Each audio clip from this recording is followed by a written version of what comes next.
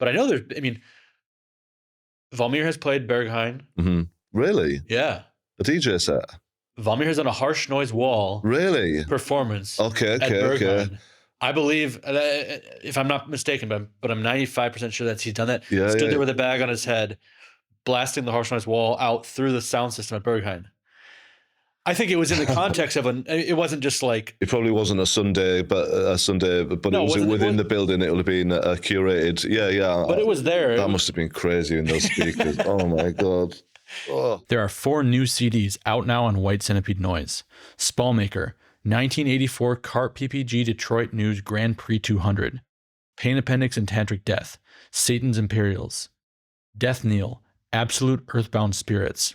And Wince, self-titled and vasovagal syncope reissue. Available to order at whitecentipedenoise.com or at whitecentipedenoise.bandcamp.com. Soon available at an international distro near you.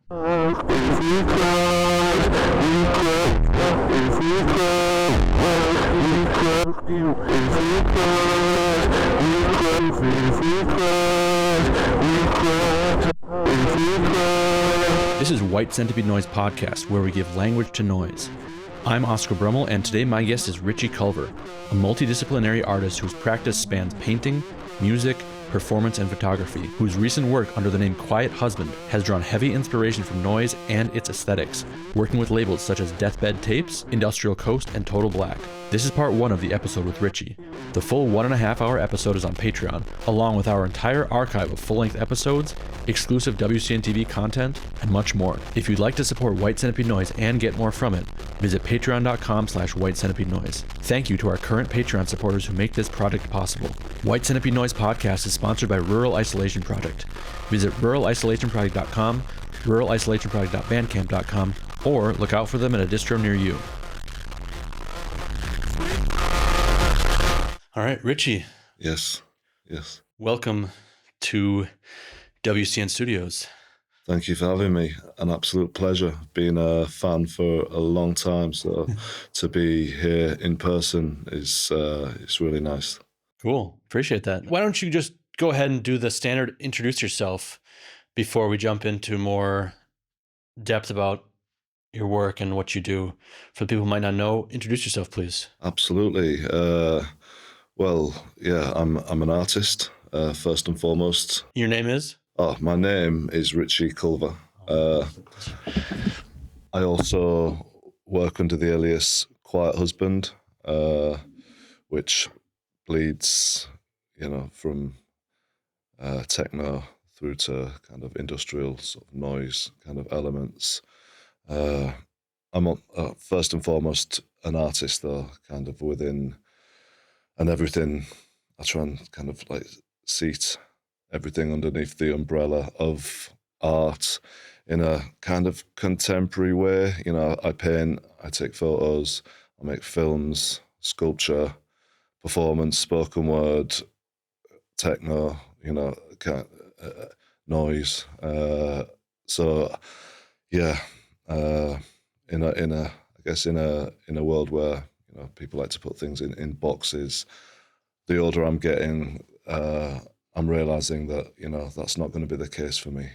There's not going to be a piece of work or a painting that's a Richie Culver. It's kind of, which I think was always my goal as an artist, I always felt that it was, whether this is music, noise, techno, or painting, I always felt that the end goal, or I'd be envious of other artists under any genre that had an instantly recognizable style. I thought that was the end goal. Mm-hmm. And I still do, if I'm honest with you. There's a part of me that thinks that that's definitely success, but I don't think it's going to be the case for me. So yeah, to answer the question, I kind of do. I do quite a lot. Mm-hmm. Yeah. I've become aware of you in the past couple of years and your project, Quiet Husband, because you seem to be approaching and working within kind of the noise underground world, doing your own thing within it. But you've been, working with certain labels that I am familiar with through noise, collaborating with certain artists. And, from what I've gleaned from looking at your work online and listening here and there, it's very all over the place, form wise, and it seems like you've been active for a very long time too. Yeah. And so I'm familiar with this last kind of like moment of your work, but Yeah. how long have you been I mean, really considering yourself an artist and really working in this? yeah, I've been working. I mean, I started off working in factories.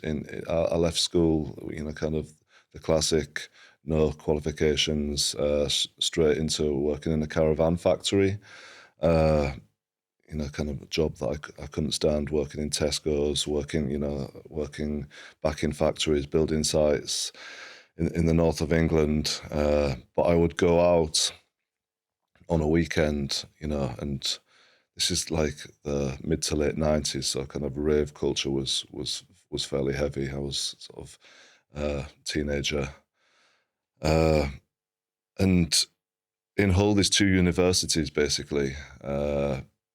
And of course, people would come and study from London, Manchester, other parts of the UK. So at the after parties of these raves, whilst I was working at the caravan factory, on a Sunday afternoon, I'd see kind of like books of like Nan Golding and Larry Clark. And one particular after party, there was a Genesis Peerage poster and Throbbing Gristle stuff dotted around. And yeah, I guess that was one of my first, to link it back into the industrial kind of like noise thing. That was my first glimpse of that. I then went on to kind of like do what research you could in the 90s, and realised that Throbbing Gristle was born in Hull. Genesis and Cozy both kind of was multidisciplinary artists. It was working across many genres, so that there was an instant Hull connection there, from where it was like, oh, okay, there's weirdos kind of like, and really, really outside, because it's a football town, it's a rugby town, it's a it's a fisherman town kind of thing, industrial to an extent, but it was like a light bulb moment for me was where, even though it was techno and trance, that the parties that it was going to, hardcore, happy hardcore, I could see a connection straight away into the Throbbing Gristle thing, and how all these people could like kind of like 2 things, and aesthetically everyone. So it was that moment where it was like, I can't do this job anymore. I'm not this person.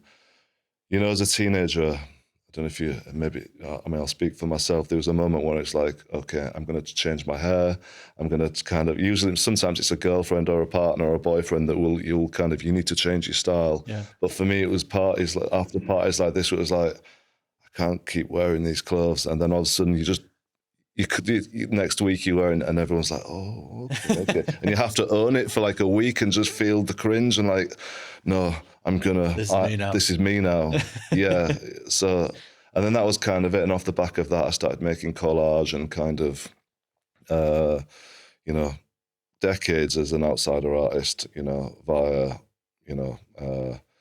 personal problems, kind of taking the partying element too far, I'm 10 years sober and clean now, so that is I'll let you fill in the gaps of like many decades of as a total hermit, doing nothing. Yeah. And then I got spat out, kind of clean and sober, and then kind of, thought, I need to take this. I can do this, the art thing and the music thing. I'm gonna take it seriously. But it took a lot of time, a lot of mistakes, a lot of life lessons, a lot of mental health stuff. I don't really like using the word mental health because it's a kind of buzzword at the moment. My mental health is fine, but there's been parts in my life where it's kind of, due to stuff. So that there's a nutshell kind of answer to the journey. Were you active as an artist, creating anything while you were like in addiction? Attempting to some terrible work that kind of often pops up, or I'll kind of like find, but it's just, I guess, as an artist, there's a kind of like an unspoken rule, or you hit a certain level in the visual arts anywhere. It's like where art school comes into the equation, and that was never really the case for me. You know, a lot of the work that I've made was as an outsider artist. You know, someone that was just living a hermit's kind of existence, like making odd sculptures and kind of and collage, because that's just the only materials that was around, was like newspapers and glue and kind of things that I could kind of make myself feel like I was an artist. I still struggle to call myself that. It either feels kind of cringe or I'm, you know, I miss the days of being an outsider artist almost, or you know. But there comes a time where you have to kind of like come out of the shadows, I guess, and own it. What is like your relationship currently to noise and the noise scene? Because that's, you know, Quiet Husband has been working on some noise labels and things like that, and you know, you describe it as techno, and a lot of it is, but it's also, some of it is quite noisy, and some of it's pure noise and spoken word and things like that. It seems to just kind of use a lot of different forms. Yeah. When did that happen, and what was the kind of push to really get involved in that way? Yeah, I guess when I started the Quiet Husband project, as I mentioned at the beginning, I do a lot, and there was so much under my government name, shall we say, that it was like, and I'd been sat on the Quiet Husband name as just in general, the name for a while, which kind of came back to, I remember being like 8 or 9, and kind of one of my friends' mothers started dating a new guy. They'd split up. She'd split up from my friend's father. Then there was this new guy in the equation. I always remember being at their house, you know, after school and stuff, and just kind of like would catch him looking at me, and kind of in this kind of like maybe normal way, or I'm not sure, but I just remember being kind of afraid of him, like this kind of like new man in my friend's life. It was, so that's kind of where the name spawned from. And he never really said much. And when, you know, this isn't a dark story, or it's not sinister in any way. It's just kind of like, yo, you're freaking me out. Yeah.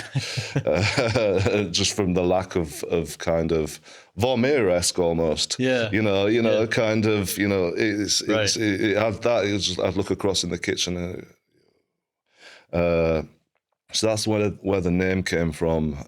And initially, I wanted it to be a pure noise project. You know, bleeding back from my introduction via the industrial scene in Hull, is something that I'd been sat on. I've always been, you know, noise to me is it's the end game. You know, it's the final boss, whatever you want to say. For me, academically, you know, texture-wise, sort of movements in sound, it always felt, when I first got introduced to noise and I'm not going to, for the purists, I'm not mixing the two. When I first got mixed, when I first got introduced to industrial, I then kind of, you know, did the typical kind of, you know, movements through artists, but it was throbbing gristle, and I realised that there was much more to kind of uncover within this, but I was too young at that point as a 16, 17, 18-year-old, you know, through those times, to really understand it. You know, it was more of a case of, like many noise artists and noise heads, I was into horror films growing up. It was, I liked being frightened. I just liked it. You know, there was something about kind of like, you know, liking the baddies in any film as a kid, liking the classic horror films, Texas Chainsaw Massacre. The guy, when he starts cutting himself in all. I was just like rewinding these parts, and I was just like, yo, just absolutely. It still gives me goosebumps a little bit actually when I think about that. So when I heard noise, when I first like started listening to pure noise away from the industrial, I started questioning myself, like kind of, why am I listening to, and kind of like it became like an endurance test, and I wasn't ready then. So, almost decades came back, and I was like, I need to, as an adult now, I need to reassess my relationship with this, because I've seen so much in the musical landscapes as an artist, via social media. Everything is there, everything is accessible. And I really approached noise in a different way, kind of sitting through full albums in the dark, in the same way that I used to listen to hip hop records with my friends. We'd all listen to it, and we'd assess the lyrics and give it marks out of 10. I was just kind of like listening to it and in a meditative way, I guess, and just realizing that how, to go back to what I said, how academic and real top level kind of artistry and music that this is. And as an artist now, as a visual artist, this can fit within what I do, and I can approach it in the right way. When you describe noise as being like the end game and kind of this intensity you found in it, do you find that it's accepted in the art world or taken seriously in the art world? That's a good question. That's a really good question. I almost feel like this is something that I intend to kind of work with and work along. Noise is an interesting one, because as soon as you mention it to people, whether they're like a kind of like a 60-year-old gallerist or an artist, everybody, they show respect to it. They just do, especially within the art circles. But it's all, and it's never comedic or kind of like, it's just kind of like, but the conversation doesn't go anywhere. Yeah, it's kind of like that. Noise, in my opinion, has always been its own separate island and separate kind of like destination that you need to take a plane or a boat to, or swim to or something. And there's a few artists that have approached it and kind of work within it, but it's I'm not sure if PhDs have been written on like kind of like noise and its relationship to the music world, but I know Nick Klein mentioned something once, and there's various people that definitely could approach it. Some of the people that sort of link the worlds, but it's right up there, But I think people they're afraid of it. I think. Not because of like all the obvious reasons. It's just kind of like how do you even start to kind of listen to it or talk about it? So it's in the same way that I would walk into a clothes shop as a teenager, or still do actually, or a record shop. When you walk in, you feel like, I shouldn't be in here. I'm not good enough. I don't, I know that I don't know, and it's kind of. It still happens to me now if I walk in a fashion store or something. I think when I start talking to people about climax denial or kind of like sort of labels or white centipede noise or deathbed tapes, people are just instantly kind of like, you're on your own. Yeah, I'd love to know. Send me links. Yeah, it's interesting. Yeah. Out now on limited Hangout recordings, 4 new tapes: Mote, Life's Out, C32, The Sounds of Destroyed Life at the End of the Line, Psychedelic Harsh Noise, mastered by Grant Richardson, Damnote and God Pussy Split C60, 2 heavyweights of their respective continents, no edits, no overdubs, long-form harsh workouts, mastered by Grant Richardson, Garland's Intense Relative Split C30, Ritualistic Murder Electronics, A Fail Association, Only Connect Sessions, 2024 to 2025 C30, live room recordings from AFA HQ, a year apart in different ways, no edits or overdubs, available soon at White Centipede Noise, as well as Tobira in Japan, Cypher in Australia, and Screamin' Writhe in Canada. To me, it doesn't seem to be taken seriously, and people don't seem to know about it. And I find it interesting that you say you don't find like humorous attitudes towards it, because I oftentimes see like kind of a snooty attitude towards it. Like if you say like noise, it's like people kind of roll their eyes like, oh, okay, yeah, I know what noise is all about. I've seen the black and white Xerox stuff, and I know Yeah. what White House is, and I know what Yeah. Merzbow is. And I find that really interesting that in the art world, which to me would seem to be like wanting as much free and abstract forms as possible, there's like this kind of ghettoization of it. Whereas like dance music or music related to clubs or techno, which is nothing against it, it's fine, but it's a very like rigid, limited, kind of defined type of music that's like very acceptable to be kind of like weaved into the modern art world. Like people working in that context and working in modern art or contemporary art is everyone gets that. But like something that's more free and more abstract, people it sort of feels like it's dismissed as like childish or like Yeah. I feel like it doesn't really get understood or proper respect in a lot of those circles. I've said this many times to many gallerists as well, and if somebody can go into the Tate Modern and look at a Rothko painting or a Cy Twombly painting or a David Ostrowski painting, someone more contemporary, then they can listen to noise. Right. Exactly. It's to me, it's just the audio form of an abstract painting. Absolutely. It's as simple as that, really. There's the PhD. There's the answer. But I know what you're saying with the kind of like it's kind of, what do you watch Beavis and Butthead too, and kind of they like to put the kind of like any kind of like dark comedy kind of thing. But I've never seen noise like that. I've always seen I've always seen it as sinister, kind of like on the brink of everything, kind of.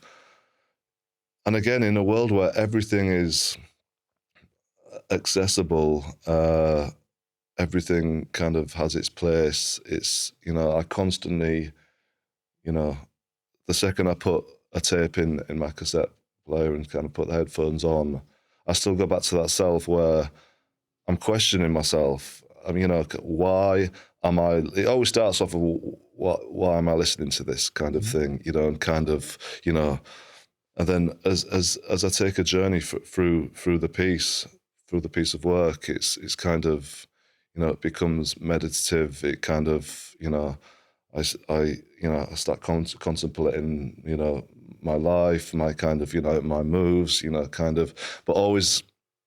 I tend to listen to it in a young place. I still go back to that kid that was watching Texas Chainsaw Massacre or kind of like classic horror films in the sort of 80s and 90s. So for me, everyone's going to have their own kind of experience, right? But I like that it's the same like when I make art. I never make art as an adult. It's when as soon as I enter the studio, it's almost like an ageless space, really. I guess there's a goal to be able to sort of do these things and listen to a noise piece kind of like in an adult state. But maybe I do, because that's when the kind of, you can listen to the textures and you listen to the changes and kind of, how you can tell an artist from another. He's kind of like, they've done something kind of like different here. But at its core, it's kind of, and I never hit the state of flow. I think as an artist and as a painter and as when I'm playing techno, it's nice to kind of like hit that state of flow where it's kind of, I'm at one with the crowd, or kind of, I'm in the studio and 4 hours have gone past and I'm just kind of like making gestures on the canvas. Noise never lets me do that. And I think there's maybe a search for that to kind of like, but, it's challenging. And in this world where, kind of everything is accessible, it's one of those art forms that it's just like, I still can't place this. Still can't place my place in it. I still feel like an outsider. As an outsider, as as we all are, anyone that makes art is an outsider, Right. But I guess when you start hitting these worlds, it's like, kind of, you're not even on this planet. So, yeah, for someone that sees myself as that, to not feel part of this, I like. Do you know what I'm saying? I don't know if that made sense, but it's like, it's. Do you think that's what kind of has drawn you to it at this stage in your life? Like, you've been working as an artist and doing so many different things, and that you found something that you kind of still have to crack, or have to be like, still kind of puzzling you? Still definitely have to crack a lot within the art world and everything else. But I think to date it back to the teenage year, I think it was the artwork, the classic, the presentation, and a lot of the kind of like words used. And as an artist, as a visual artist, I still see like noise artwork as, kind of, these guys are genius, sort of. So it's, competitive jealousy happens a lot within these worlds. It's like some of the titles, and as a words to go into the poetry and spoken word side of my practice, it's some of the names of artists, and it's just like, it's genius, just genius. But not everybody gets this kind of, you have to be a certain kind of individual to have come through the metal scene, or to have, I'm not going to say the techno scene, again, not to upset any purists, but I do see, techno and industrial tech, I do see them as distant cousins, maybe two families, removed or something. But, if someone's smashing out techno, kind of on an industrial level at Trezor or Berlin or whatever, there's no connection to noise that, aesthetically. But as a feeling, in the harshness and the hardness, there is. And I think that's why with my release on Drowned by Locals, which was religious equipment, I tried to bridge the two kind of like breathing gaps between the industrial techno tracks was noise instead of what would usually be ambient pieces, maybe in a typical techno sense.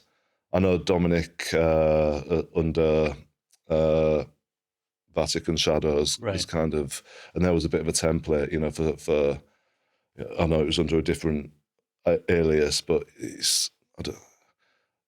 what's your thoughts on that? On the the Vatican Shadow stuff? No, on the techno and noise being distant cousins. I think about that a lot. Like what it is that people are drawn to about such like repetitive and thrashing dance music and noise. And I think there are some sonic and like, I think, psychic similarities, but I think the presence of the steady beat makes all the difference. And that is something that, always gives someone something to hold on to. That's very, very familiar. And you can put whatever you want on top of it or kind of make it chaotic, but as long as there's that steady beat in there, it's very easy for our minds. I don't know if it's our minds as humans or our minds as how we're conditioned in our culture. It's very easy for that to be held on to and understood as music. But as soon as that goes away, then it's total game changer. And I think that makes that makes all the difference. So I do think they walk some similarities, but I think there's a really fundamental split.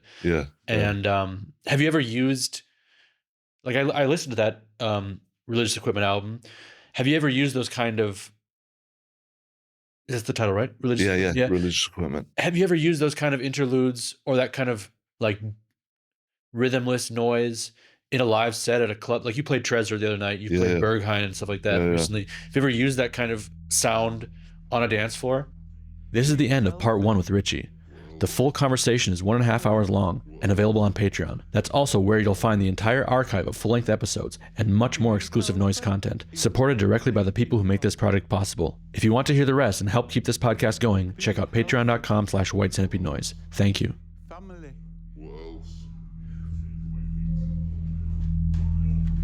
Being healthy is the main thing in your life. Being healthy. Family.